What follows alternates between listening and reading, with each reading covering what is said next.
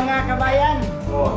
Ganda na ng buwan dito. Dito na naman kami mga kabayan. Pagsasalo-saluhan na naman namin yung aming mga nahuli. Kasama namin yung aming mga kaibigan dito sa Vanuatu.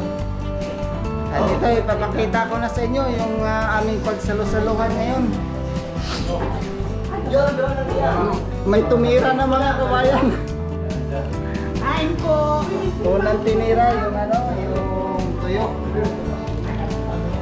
Meron din kami fish fillet.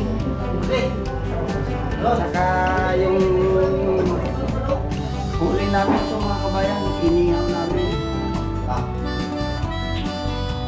At gumawa din si kabayan hindi ng utang Bisaya. Hindi pwede kumain ito mga kabayan yung mga Tagalog kasi utang para sa Bisaya na ito.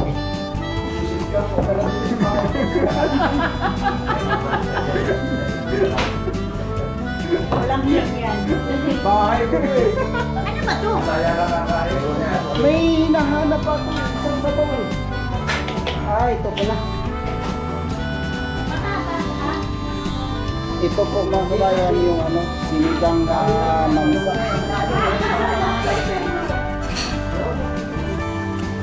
Ayan po. That's it. Kainan na po mga kabayan.